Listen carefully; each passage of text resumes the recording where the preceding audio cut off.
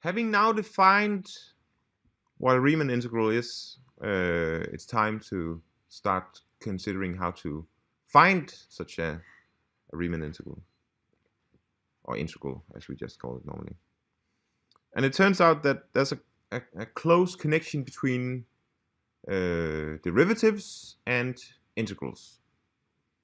First of all, we will start by defining what an antiderivative is. So an antiderivative of a function f is a function capital F such that the derivative of capital F equals f of x for all x. So here you can see my f is this blue function here. And you can see that when this becomes increasingly negative, the derivative here becomes increasingly negative. And as this becomes, now it's a bit negative. Now we have a slightly negative slope. Now it's just positive. Here we have a slightly positive slope, and so on. Can you see this?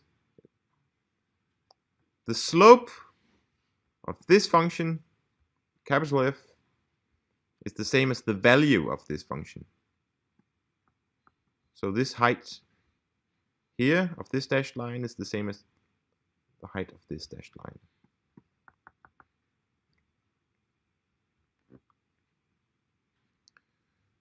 Now you might wonder why I have this slider down here. I will just show you what happens.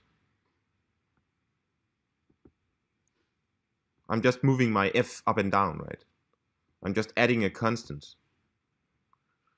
What does adding a constant do to the slope of the function?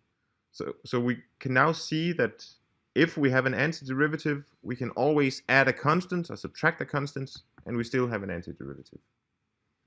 So that is what is written down here. No, actually it's not. First we have a theorem. So let g be a function from a to b into the real numbers with zero derivative. I mean, derivative of the function is always zero for all x. Then the function itself has to be a constant for some constant. So in other words, if a function has a derivative which is always zero, the function is a constant function. It shouldn't come as a surprise, I guess. If you have a function where all tangent lines are horizontal, of course this function must be constant, right?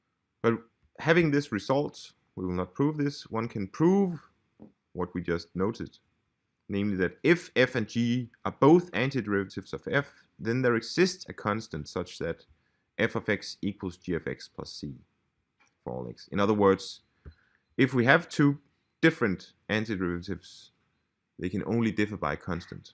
I won't go through the proof. I hope it's. I think it's intuitively clear from this illustration here.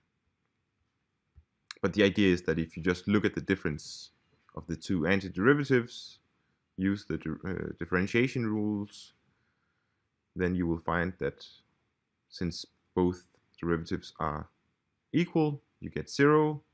But if the derivative of the difference is 0, then the difference must be constant, right?